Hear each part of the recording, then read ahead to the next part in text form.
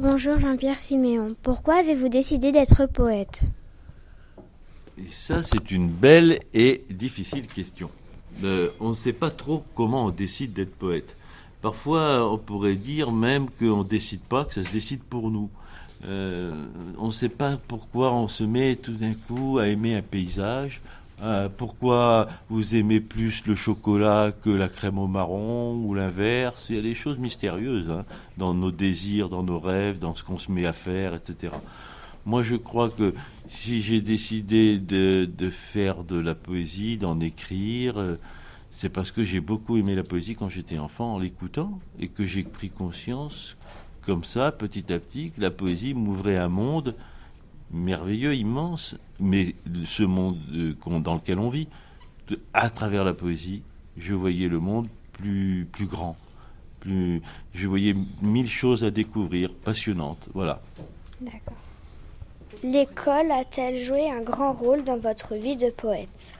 Ah, sûrement, elle a joué un grand rôle parce que j'ai vraiment découvert l'émotion de la poésie en entendant mes maîtres, instituteurs ou institutrices, me dire des poèmes. J'adorais non pas dire des poèmes par cœur, ça j'ai jamais beaucoup aimé, je dois le dire, mais j'adorais entendre des poèmes simplement en fermant les yeux et en entendant cette langue étrange de la poésie, qui était une langue que je comprenais pas forcément quand j'étais petit, mais même sans la comprendre forcément, je comprenais l'essentiel. Elle me parlait au plus profond. Voilà pourquoi l'école a été très importante pour moi. D'accord, merci. Quand avez-vous écrit votre première poésie? Je pense que j'avais, je ne sais plus exactement, je ne peux pas dire un jour, à peu près quand j'avais entre 13 et 14 ans, je me suis mis à vraiment écrire de la poésie. Et même, je veux dire, à un moment, à 15 ans, j'ai dit je vais écrire un livre de poèmes. Alors j'étais jeune, je rêvais d'être poète, je pensais qu'il suffisait de vouloir. Mais c'est vraiment à cette période-là que j'ai pris la poésie au sérieux, que j'en ai lu beaucoup et que j'en ai écrit vraiment tout seul, sans que personne ne me demande rien, chez moi, dans des cahiers. Voilà, c'est à peu près là que ça a commencé. Est-ce très difficile de construire un poème? Oui, c'est difficile. À la fois, c'est passionnant, c'est un plaisir, c'est même excitant d'inventer un poème. Mais c'est vrai que c'est difficile parce que il faut s'arracher à la langue ordinaire de tous les jours. Il faut faire l'effort de trouver le mot juste, de trouver le bon rythme, de trouver les images qui parlent vrai. Et donc, on a toujours tendance à retomber dans des lieux communs, des stéréotypes, à dire des choses déjà entendues. On va vers la facilité. La poésie, ça demande un effort, c'est vrai. Alors, c'est difficile. Il faut écrire, réécrire. Il faut reprendre parfois longtemps après. Il faut accepter de rater. Il faut accepter l'échec. Mais même si c'est difficile, c'est un grand plaisir. Il y a des gens qui font du sport, ils souffrent beaucoup en faisant du sport, mais ils sont très heureux à la fin. Voilà, c'est pareil. C'est un effort qui fait du plaisir aussi. D'où prenez-vous votre inspiration? Je prends mon inspiration partout où je vis autour de moi. Tous les gens que je rencontre, toutes les choses que je vois, les paysages, les villes que je traverse, les enfants que je peux rencontrer comme toi ou les adultes, tout ça, ça fait l'inspiration. Mes poèmes, ils ne parlent que du monde dans lequel je vis, de ce que je vis, de ce que je rencontre, de ce qui m'étonne, de ce qui m'indigne, de ce qui me réjouit. Et c'est à partir de là que j'écris des poèmes. Je ne vais pas chercher ailleurs que là où je suis parmi les hommes. Donc c'est la vie des hommes qui fait le sens et la raison de mes poèmes. Vos idées vous viennent-elles d'autres poètes? Oui, aussi, bien sûr. Je lis beaucoup les poètes, tous les poètes du monde entier, et d'il y a très longtemps comme ceux d'aujourd'hui. Je lis beaucoup mes amis poètes d'aujourd'hui, mais aussi des poètes qui peuvent être chinois, russes, israéliens, grecs, arabes, etc. Lesquels? Par exemple, Mahmoud Darwish est un poète qui m'inspire beaucoup, un grand poète arabe. Mais Nazım Hikmet, le poète turc, ou Emily Dickinson, la poète américaine, ou Rainer Maria Rilke, un poète de langue allemande. Je pourrais en citer plein, tellement j'en aime. Pablo Neruda, le poète chilien, Lorca, le poète espagnol. Dans toutes les cultures, j'adore la poésie et donc je vais chercher des poètes qui vont... Mandelstam en Russie, par exemple. Ouais, je pourrais vous citer tellement de poètes. Vous êtes romancier, professeur, poète, avez-vous une préférence? Ah, je crois que je suis beaucoup de choses, effectivement, je fais beaucoup de choses. Mais au cœur de tout, c'est la poésie. C'est la poésie qui est la raison de tout. Même quand j'étais professeur, j'essayais de faire passer mon amour de la poésie. Et j'essayais d'enseigner comme un poète. Oui, et quand je fais des conférences, c'est pour parler de la poésie. Et puis, je fais du théâtre, c'est aussi comme un poète. Vous voyez ? Je dis, vous voyez, parce que je parle à tout le monde, mais à toi précisément. Non, mais en fait, au cœur de tout, je suis d'abord poète et c'est sa poésie qui donne du sens à toutes les autres fonctions que je peux avoir. Certains de vos poèmes sont-ils destinés à faire rire ? Ah oui, certains. Pas assez parce que c'est un art très difficile de faire rire. Moi, j'admire beaucoup des poètes qui ont de l'humour, comme Jean Lancelme, par exemple, que j'admire beaucoup, Jean Tardieu. J'aime beaucoup la poésie d'humour, mais c'est très difficile à faire. Et je le fais de temps en temps. Ça m'arrive de temps en temps, mais c'est pas pour ça que je suis le plus doué, peut-être. Chacun a des dons particuliers. Mais j'aime beaucoup quand même ça, et j'ai l'idée d'en faire quelques autres poèmes drôles comme ça, comme j'ai pu en écrire une fois ou deux dans ce que vous avez lu. Écrivez-vous sur d'autres thèmes tels la discrimination ou le partage ? Oui, absolument. J'ai écrit un livre, notamment, dans 2 livres pour les jeunes, Sans frontières fixes, et ici, où il est question de ça. J'ai écrit un poème qui s'intitule Raciste. Et j'ai écrit un poème qui s'intitule Fraternité. Ça répond exactement à ta question. Oui, parce que je pense que la poésie peut parler du monde dans lequel on vit. Et c'est une manière d'en parler en poète, qui n'est pas la manière des hommes politiques ou des philosophes, etc. Les poètes ont leur mot à dire aussi. Donc oui, je réponds oui à ta question. Nous savons que vous aimez bien les chansons de Georges Brassens. Pourquoi ? Ah, vous savez ça ? Oui, j'aime beaucoup les chansons de Georges Brassens. Quand j'étais jeune, j'écoutais beaucoup Georges Brassens. Pourquoi ? Parce que c'est un vrai poète. Son utilisation de la langue est magnifique. Parce que ses mélodies je les adore. Parce qu'il y a de l'humour autant que de la tendresse. Il y a de la colère autant que de l'émerveillement. Il y a de tout. Et c'est une chanson vivante, drôle, pleine d'humanité et impertinente. J'aime bien l'insolence il est insolent, Brassens. J'aime bien l'insolence de Brassens. J'aime bien quand on se rebelle, voilà. Quelle est votre poésie préférée ? De celle que j'ai écrite ? Pas forcément. Non, parce que de celle que j'ai écrite, je ne peux pas dire que j'en aurais une préférée. C'est très difficile de dire, parce que j'ai tellement de passion pour plein de poètes. C'est très difficile. Il y a quelques poèmes que j'aime par-dessus tout. Je vais répondre plusieurs titres. Il y a par exemple la chanson du mal-aimé de Guillaume Apollinaire. Voilà, c'est un poème que j'aime énormément. Mais j'aime aussi certains poèmes d'Aragon, passionnants. Tout simplement, il n'y a pas d'amour heureux d'Aragon, par exemple. Mais il y en a d'autres. Et puis il y a par exemple, il faudrait que je cite des poèmes d'Éluard, mais bon, imprécisément, je ne saurais pas. Le livre Capital de la douleur, par exemple. Et puis René Char, Fureur et mystère. Voilà des titres en tout cas de recueils que j'aime beaucoup. Pouvez-vous nous en réciter une ? Ça, c'est très difficile, parce que je peux te dire le début de la chanson du mal-aimé. C'est un soir de demi-brume à Londres, un voyou qui ressemblait à mon amour vint à ma rencontre. Et le regard qu'il me jeta me fit baisser les yeux de honte. Je suivis ce mauvais garçon qui sifflotait main dans les poches. Nous semblions entre les maisons ondes ouvertes de la mer Rouge, lui les Hébreux, moi Pharaon. Que tombent ces vagues briques si tu ne fus bien-aimé. Je suis le souverain d'Égypte, sa sœur épouse son armée, si tu ne fus l'amour unique, etc. etc. C'est un long poème, je te dis que le début. Merci d'avoir répondu à nos questions. Merci. Le jeudi 23 janvier, à la médiathèque de Bourges, 5 classes d'école élémentaire de Bourges sont allées à la rencontre du poète et directeur artistique du Printemps des poètes, Jean-Pierre Siméon. L'interview que vous venez d'écouter a été réalisée et menée par les élèves reporters de la classe de CM1-CM2 de l'école élémentaire Barbès de Bourges. C'était un des temps forts de la rencontre avec le poète. D'autres temps forts ont eu lieu, notamment le jeu des questions-réponses dans la salle Jacques Prévert. Pourquoi vous aimez la poésie ? Pardon ? Pourquoi vous aimez la poésie ? Pourquoi j'aime la poésie ? J'ai essayé de te le dire, là. Hein. Il y a deux choses, je veux dire. J'aime la poésie parce que quand j'avais votre âge, même un peu plus jeune, un jour j'ai entendu c'était pas de la récitation. L'instituteur, je me souviens encore, c'était un instituteur. Quand j'étais à l'école, peut-être que c'était en CP, à Paris, c'était CE. L'instituteur, il a lu un poème en disant, je vous dis, un poème, c'est tout. C'est-à-dire, il n'y avait pas de leçon à prendre, il a lu un poème. C'était un poème, je ne me souviens plus exactement, mais j'ai rien compris, mais j'ai adoré. Et ouais, mais c'est important. Parce que je me suis dit, mais ça me parle vraiment. J'avais l'impression que avec ce poème, tout disparaissait.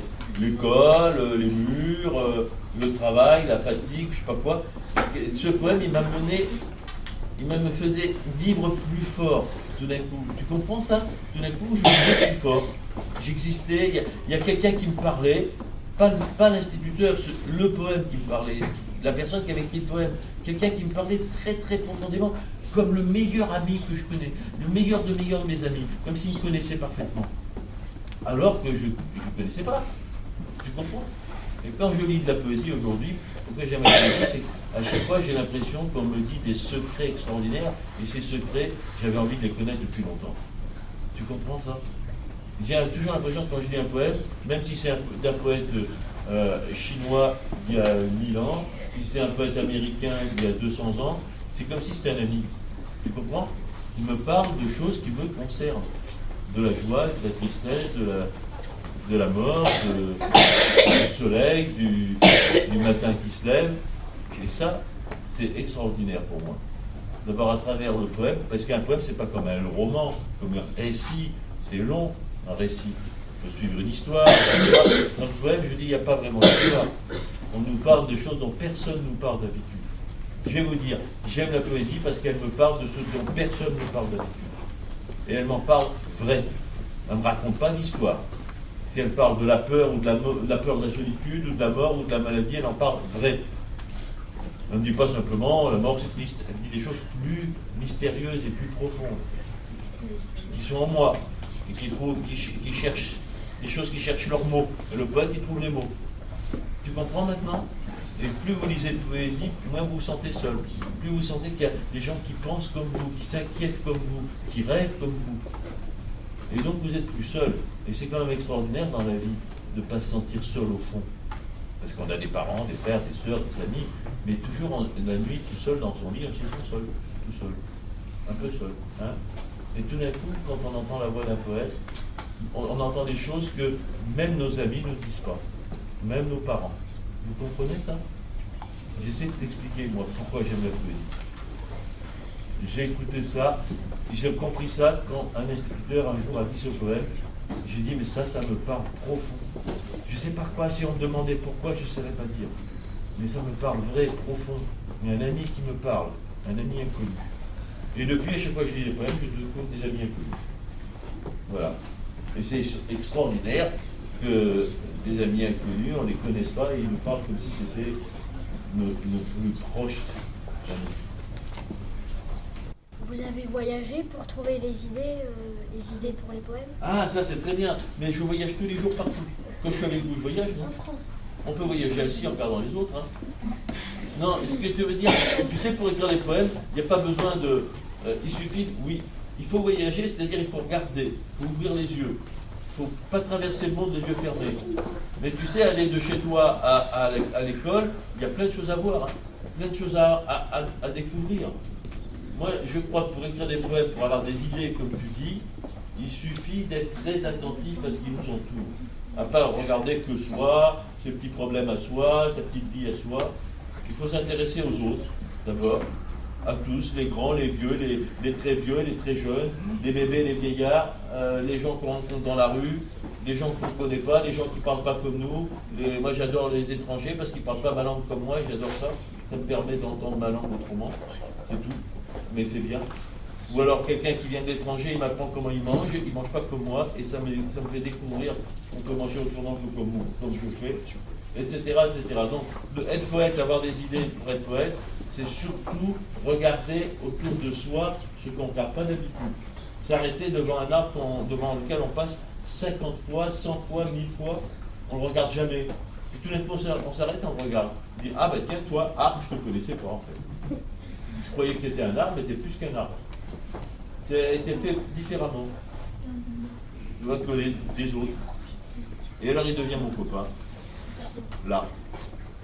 Si vous voulez, écrire des poèmes, c'est être capable de voir ce que les autres ne voient pas parce qu'ils sont trop pressés. Vous comprenez ça? Il faut que vous preniez le temps. Et vous regardiez ce qu'on ne regarde jamais. Un caillou. Un pauvre petit caillou tout bête. Mais il n'y a pas un caillou qui ressemble à un autre. Hein. Vous savez, vous êtes comme des cailloux. Moi aussi, on est un caillou dans l'histoire du monde. Mais personne ne ressemble à un autre, tout le monde est différent. Vous comprenez ça? Être poète, c'est faire ça. C'est regarder que chaque chose est différente. Chaque chose est intéressante. Un nuage n'est jamais comme un autre, vous savez ça? Il y a des nuages, bon, avec des formes bizarres, comme ça, mais si on regarde un nuage particulier, il ne ressemble jamais à un autre. Il n'y a pas un nuage qui ressemble à un autre. Il a toujours sa forme particulière, il est plus gros, plus petit, plus étiré, plus léger, avec du rose dedans ou du noir dedans. Et ouais, mais c'est comme nous, on est tous différents. Et donc si on regarde chaque chose comme ça, on n'en finit pas de découvrir le monde. Hein.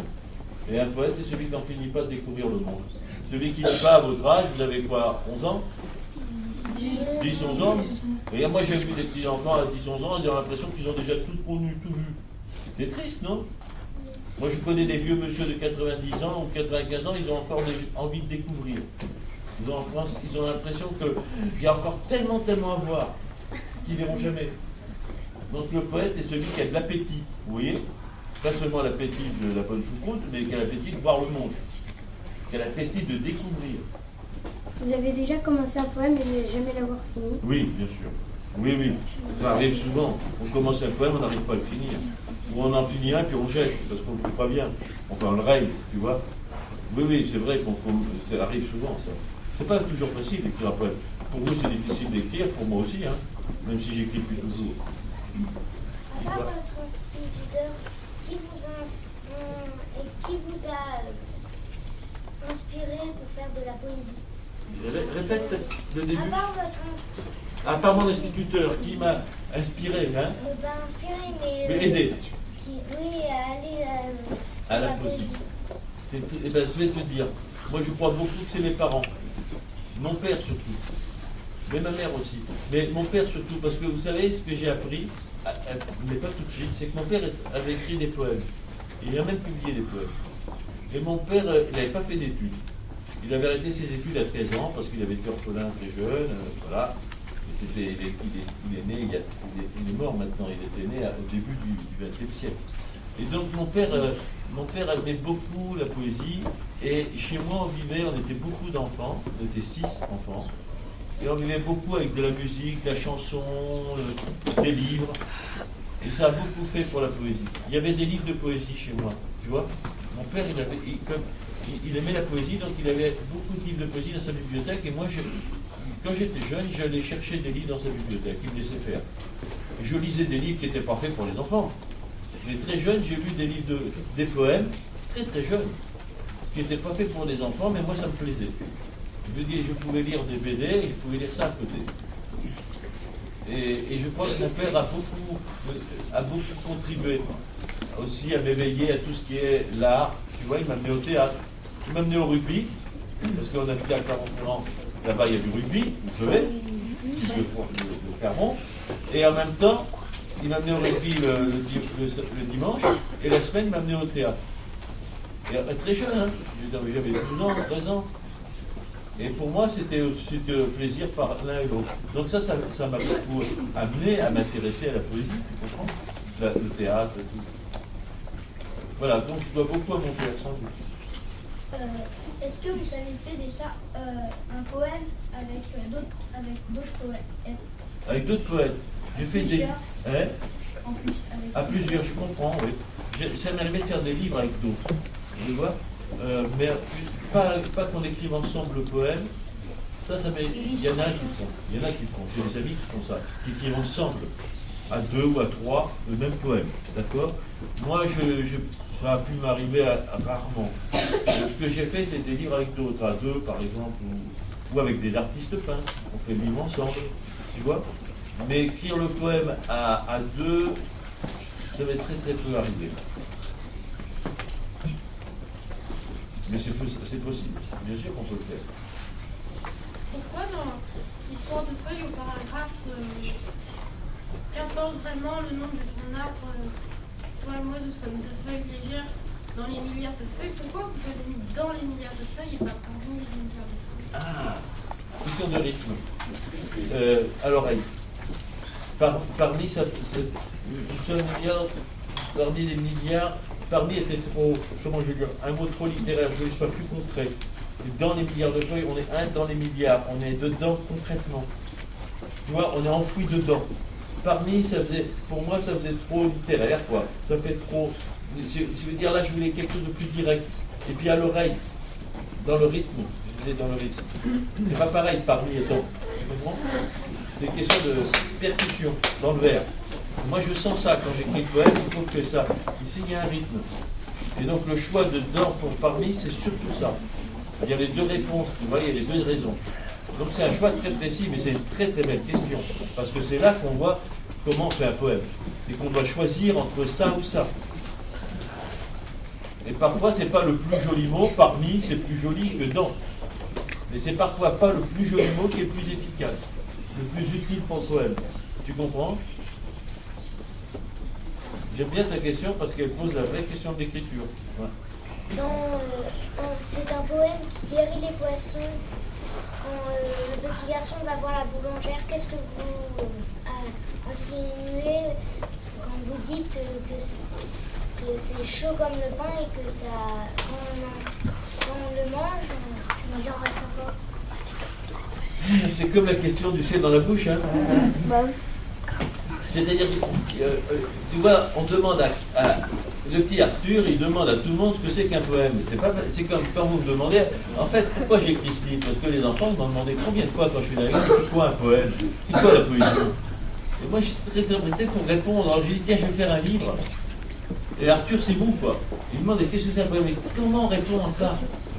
Et alors j'essaie de répondre pas avec des grands discours savants. Un poème, c'est fait avec des vers. Les vers, c'est quoi? C'est quand il y a du blanc. Je peux faire un discours savant. Quand ça rime, parfois ça rime pas. Il y a de la musique, il y a du rythme, il y a des métaphores. Je peux prendre des mots savants. Mais je me dis, mais c'est pas comme ça que je vais expliquer ce que c'est que la poésie. Parce que la poésie, c'est pas seulement le poème, c'est comment on vit. Et alors c'est là que j'ai utilisé ces images. Tu comprends? Et j'essaie d'expliquer ce que c'est la poésie. Je fais dire à chacune de ces personnes ce que c'est la poésie pour elles. Et c'est d'abord une sensation. C'est d'abord quelque chose qu'on ressent à l'intérieur. Alors je me suis dit, qu'est-ce que j'aime bien, qui est une sensation heureuse que je ressens à l'intérieur? Eh bien, du pain chaud. Moi j'adore le pain. Un bon pain, on en parlait tout à l'heure, le boulanger. Eh bien, c'est comme un bon pain chaud, tu sais, c'est vrai, qui craque sous la dent, quoi. Et puis quand tu as fini, ça reste. Comme les bonnes choses qu'on a bien mangées, ça reste, on en garde le goût dans la bouche. Quand vous avez lu un poème qui vous a beaucoup plu, il reste avec vous. Tu comprends ça? Il ne vous quitte pas. Il est encore là. Ça ne finit jamais un poème. On n'a jamais fini la lecture d'un poème. Voilà ce que ça veut dire. Tu comprends? Quand on a vraiment aimé un poème longtemps, on n'a jamais fini de l'aimer. Il continue avec vous. Tout à leur joie d'avoir rencontré le poète, des élèves ont donné leur ressenti aux élèves reporters. Bonjour. Tu es en quelle classe? CM1. De quelle école? Nicolas Leblanc. C'est CE2, Nicolas Leblanc. Comment as-tu connu les poésies de Jean-Pierre Siméon? Grâce à la maîtresse, au livre qu'on a lu. Quelle poésie de ce poète préfères-tu? À l'aube du buisson. À l'aube du buisson. Pourquoi? Ce qui est étonnant, c'est la flamme d'un oiseau. Peux-tu nous la dire?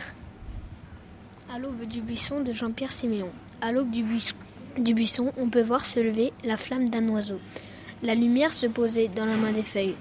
La pluie enchantait ses abeilles limpides, le silence à genoux et les heures offertes comme des fruits sucrés. On peut voir bien des choses à l'aube du buisson.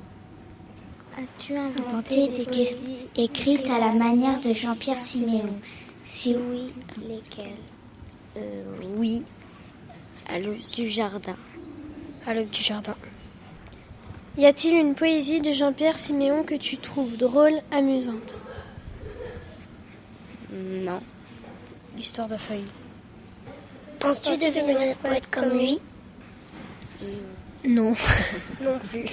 Non plus. Merci pour avoir répondu à nos questions. Nous sommes des élèves de la classe de Madame Longin à l'école Barbès de Bourges. Je m'appelle Adrien. Je m'appelle Pierre. Je m'appelle Lola. Je m'appelle Léonie. Comment as-tu connu les poésies de Jean-Pierre Siméon? C'était la première fois que j'en entendais parler. On les a étudiés en classe et ça m'a plu. Eh bien, on les a étudiés en classe et puis moi je comprenais pas tout, mais c'était bien, c'était joli. La maîtresse nous a demandé de faire des recherches sur lui et nous l'avons appris à le connaître. Quelle poésie écrite par ce poète préfères-tu? Mon ami, mon étrange ami. Je trouve que toutes les poésies sont bien. Moi je les aime toutes. Moi, je préfère Histoire de feuilles. As-tu inventé des poésies écrites à la manière de Jean-Pierre Siméon? J'ai essayé, mais j'y suis pas trop arrivée. Non. C'est très compliqué car il emploie des mots très, très durs. Y a-t-il une poésie de Jean-Pierre Siméon que tu trouves drôle, amusante? Mon ami, mon étrange ami. Je les ai pas lues toutes. L'haïku du gendarme. Mon ami, mon étrange ami. Penses-tu devenir poète comme lui? Je sais pas. Je vais réfléchir. Je ne pense pas. Je ne pense pas, mais j'aime bien. Merci pour avoir répondu à nos questions. Et des adultes aussi, enseignants, parents encadrants et l'adjointe du directeur académique. Connaissez-vous Jean-Pierre Siméon? Oui, Comment l'avez-vous connu? alors je l'ai connu en faisant un stage de formation d'enseignant. Il était à l'époque professeur, il formait les enseignants et il expliquait son travail. Voilà. Avez-vous aujourd'hui déjà entendu un de ses poèmes? Oui. Alors j'ai lu quelque chose même d'une œuvre assez longue qui s'appelle Stabat Mater Dolorosa, mais qui est une œuvre pour les adultes. L'avez-vous apprécié? Énormément. Pourquoi? Parce que je trouve qu'il écrit très bien. Et en plus, il est très sympathique. Êtes-vous capable de le dire? Le poème? Oui. Ah non, impossible. C'est presque un ouvrage complet. Que pensez-vous de cette rencontre avec les élèves? Entre Jean-Pierre Siméon et les élèves? Oui. Je trouve que c'est forcément intéressant. Qu'est-ce que vous en pensez, vous? Que ça peut nous cultiver un peu et nous apprendre. Est-ce que ça vous plaît ce qu'il écrit? Oui. Bon, alors déjà, c'est le premier. Hein. Surtout la situation de la conversation. Ah, parce que toi, tu sais en réciter des poèmes de Jean-Pierre Siméon. Non, mais je la connais et puis elle est... Et ça te plaît? Merci pour avoir répondu à nos questions. Connaissez-vous Jean-Pierre Siméon? Oui, je le connaissais un peu et je le connais davantage depuis le moment qu'on a passé ce matin. Et puis j'ai eu la chance d'assister à sa conférence hier après-midi. Et donc grâce à ce projet du Printemps des poètes, ça a été une occasion pour moi de lire encore et encore plus de poèmes de Jean-Pierre Siméon. Donc je ne le connais pas personnellement, lui, mais par contre je connais de plus en plus de poèmes. Oui. Avez-vous aujourd'hui déjà entendu un de ses poèmes? Oui, j'en ai entendu aujourd'hui, encore ce matin, avec vous. Et c'est vrai que là, c'était la première fois hier que je l'entendais, lui, dire des poèmes, dont les siens. J'avais plutôt eu l'occasion de les lire, mais pas de les entendre dire. L'avez-vous apprécié? Ah oui, beaucoup. Pourquoi? Oui. Mais parce que je le trouve simple, accessible dans ce qu'il transmet, dans le message qu'il transmet sur la poésie, sur le fait qu'effectivement chacun peut s'approprier un texte poétique, peut le ressentir et c'est quelque chose de finalement très plutôt de l'ordre de l'émotion et du sensible. Donc c'est ce que j'apprécie beaucoup chez Jean-Pierre Siméon. Êtes-vous capable de le dire? De Dire le poème? De dire un poème comme ça par cœur non, je suis comme lui. Il y a certains poèmes que j'ai lus avec beaucoup de plaisir ou même de tristesse. Il y en a un notamment que j'aime beaucoup de lui qui s'appelle Renaître, mais je ne peux pas comme ça le réciter par cœur. Que pensez-vous de cette rencontre avec les élèves ? Je pense que c'est une chance parce que je ne sais pas pour vous, mais dans la scolarité d'un élève, je ne sais pas si c'est si fréquent de pouvoir rencontrer un poète ou un écrivain qui est aussi un artiste et qui est aussi un homme qui transmet beaucoup de ses connaissances, de sa culture, mais surtout de ses émotions et de son être, tout simplement. Merci d'avoir répondu à nos questions. Merci à vous. Connaissez-vous Jean-Pierre Siméon? Oui, très bien. Je l'ai déjà rencontré plusieurs fois. Comment l'avez-vous connu? Je l'ai connu à travers ses textes poétiques, parce que j'adore lire de la poésie. Avez-vous aujourd'hui déjà entendu un de ses poèmes? J'en ai entendu beaucoup, parce qu'hier, il est venu faire une présentation à la médiathèque, et il nous a récité énormément de ses poèmes. L'avez-vous apprécié? Oui, je l'apprécie beaucoup parce qu'il nous montre que la poésie, elle n'est pas toujours dans la vie. Quand on va faire les courses en grand magasin ou quand on va au travail, on n'a pas toujours de la poésie autour de soi. Et pourtant, la poésie, il l'exprime très bien, nous touche au plus profond de nous. Êtes-vous capable de la dire? De dire une poésie? Je peux dire le début d'une poésie de lui parce que comme lui, je ne cherche pas à les apprendre par cœur. J'aime bien les lire, j'aime bien les dire, j'aime bien les offrir. Je pourrais venir dans votre classe, si vous étiez d'accord, et vous offrir une poésie le matin en me levant. Alors je connais le début d'une, c'est La différence de Jean-Pierre Siméon qui dit... vous écoute. D'accord. Pour chacun, une bouche, 2 yeux, 2 mains, 2 jambes. Rien ne ressemble plus à un homme qu'un autre homme. Après, je ne sais plus. Que pensez-vous de cette rencontre avec les élèves? Je suis très heureuse d'être dans une école où les maîtres et les maîtresses vous font découvrir la poésie. Je suis très très fière d'être dans une école où la poésie a de la place. Vous savez qu'on a fait une demande de label École en poésie.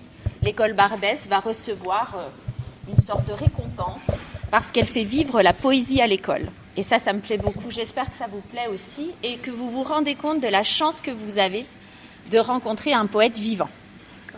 Merci d'avoir répondu à nos questions. Merci à vous. Connaissez-vous Jean-Pierre Siméon? Malheureusement non, mais maintenant c'est vrai que je vais demander un livre et puis je vais m'y intéresser de plus près. Parce que j'ai beaucoup apprécié son discours ce matin. Avez-vous aujourd'hui déjà entendu un de ses poèmes? Aujourd'hui, oui, mais seulement à partir d'aujourd'hui, donc voilà, je suis toute novice. L'avez-vous apprécié? Oui, beaucoup. Pourquoi? J'ai beaucoup apprécié celui des lunettes. Maintenant, j'aimerais en lire d'autres, effectivement, pour voir, d'après tout ce dont il parle, de tout, voir comment c'est formulé. Je l'ai trouvé très intéressant à écouter. Êtes-vous capable de la dire? De la redire? La poésie. Non, je ne serais pas capable de la redire. Que pensez-vous de cette rencontre avec les élèves?